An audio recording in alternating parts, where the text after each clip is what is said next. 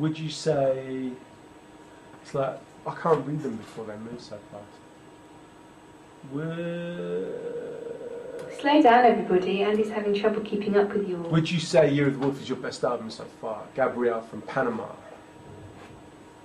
Or was it Gabriel? That's really hard. At every point when I put out an album, it's the best album so far. It's the best I can do in that time. They're all the best albums in a way. I realised that by revisiting Dear Frustrated Superstar. What is best? We live in such a comparative universe, and it's so stupid because it's really not like real life.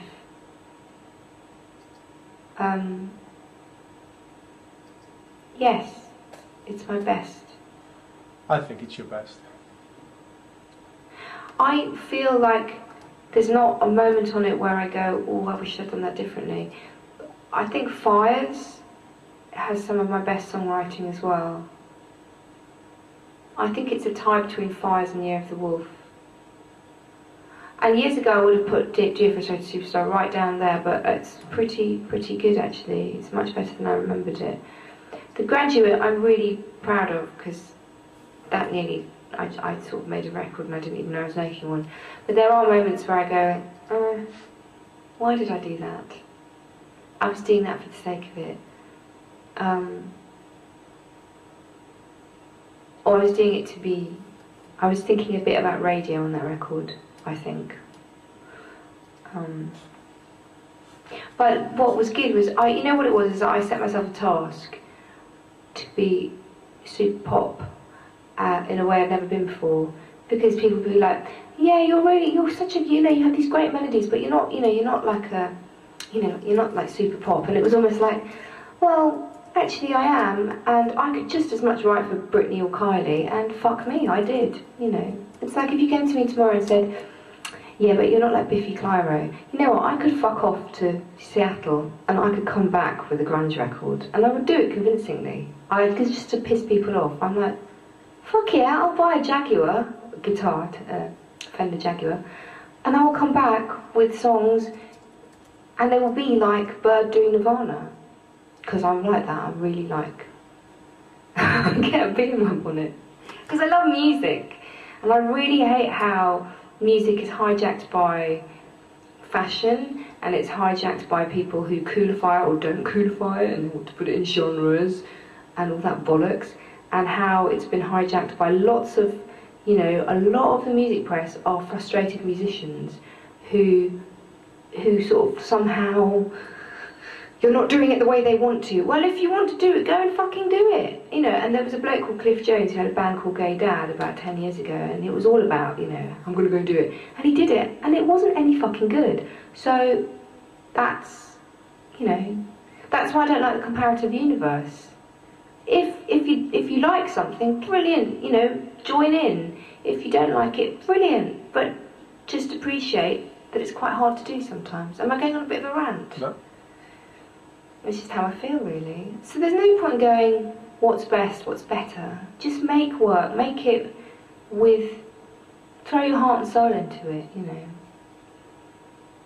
And even when I make things that are quite out, like on Skeleton Key, Is This Low, I think is one of my more out there moments in music, along with Cigarette.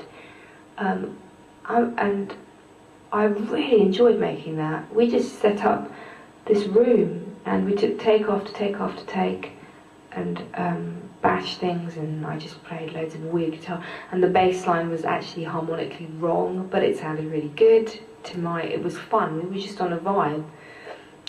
We did we do Skeleton Key in about 2 days or something mad? We did it really fast, yeah, didn't we? We did it in 3 days, but you had one track recorded. Yeah. Bloom was recorded? Was it Bloom? No, Bloom's not Skeleton Key. What was recorded? Something was. Break Up at the Disco. Oh yeah, half recorded. Yeah, half recorded. Yeah, if you want to put sax and slap bass on a track, do it. Do it. Where was I going with this? No idea. Sorry. Where do you go with anything? I don't know where I go with anything. Just tell me to shut up, everybody. So let's see, another question. Will you make 11 a B-side? No, I don't think 11's a B-side. You think it's like a proper production? It's a good song, yeah. But I don't, B-sides, I don't think in B-sides. What's a B-side? You don't have LPs anymore, so B-sides are fucking silly, really. I mean, and let's face it, like bonus tracks on The Graduate, I think English is like one of my best songs, so it's got a small thing, so I didn't put any old shit out there, do you know what I mean? Better than today's, you said, I bet you can't write a dubstep album, but I bet you could. I bet you I fucking could. In fact, do you want to know my dream last night? I forgot to tell Andrew this because he left very early for the studio. Last night, I woke up sort of early hours and then I went back to sleep again. I had a dream about someone called Andrew Nerson, that Nerson person. I had a dream that someone tweeted me, said, "Have you heard Flux?" And they were a sort of like a band on Warp Records. And for some reason I'd acquired this cool thing because in 2010 I played at Nunnington Hall a gig with this Andrew Nerson guy who was like the main guy. This is all in my dream, who was like one of the gurus of Flux on Warp Records, and he'd given me some kind of endorsement that that he played with me, and it was just because he needed 50 quid, and I said, "Do you play guitar?" And he was like, "Yes," and I really need 50 quid. And I was like, "Well, come and play with me and I'll give you 50 quid. And somehow the press got hold of this and decided that I was going to be the new Burial, and that I was going to make a dubstep, not dubstep, like an ambient Aphex Twin record, and with that Nerson person. And then I woke up and I thought, thank fuck I didn't make a dubstep record. But you know what? I could. I've listened to a lot of Square Pusher in my time, and not a lot of people know this, but when I first started in the music industry, I was playing keyboards on dance and techno records. That's how people first heard my music. I don't think I'd want to, though.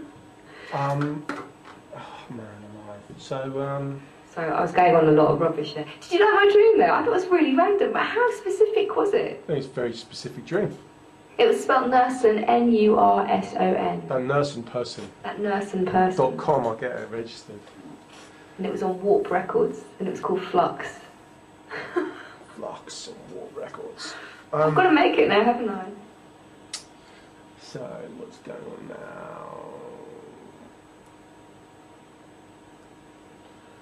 There's just so many questions. Come on, I like this. You don't want a song? I do want a song, but one more question then I'll do a song. Okay. I'm enjoying talking at you. Flux. Do you write musical lyrics first? Generally both together. Who's your favourite songwriter?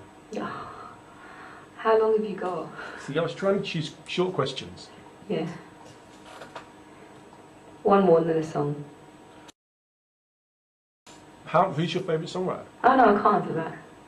That's impossible. Who are your favourite 5 songwriters? Favourite 5 songwriters. Okay, this is Kate Bush.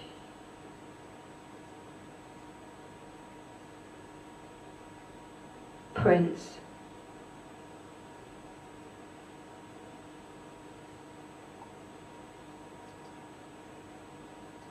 Lennon and McCartney.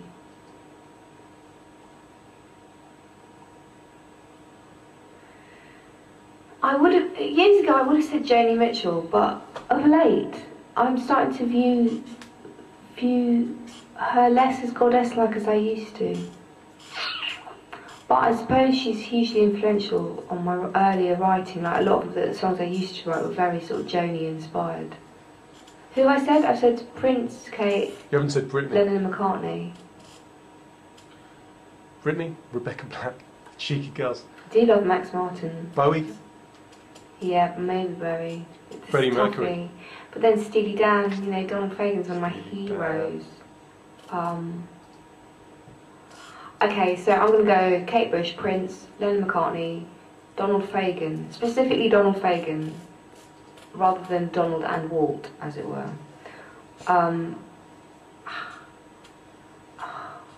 This is really hard. So many. I might have to go for Elton as the last one. Oh, it's pretty Or Rufus Wainwright. people were mentioning Rufus Wainwright. You know, I'm going to go for Rufus over Elton, because I think Rufus has had way more... What about Mozart? Mozart. Who's Mozart? I suppose it's Mozart, but... Oh, Mozart. Mozart. A118. Mozart is a great lyricist. Mozart's good, yeah. But I don't know if he's totally influenced me. Maybe you should play a song now. Yeah.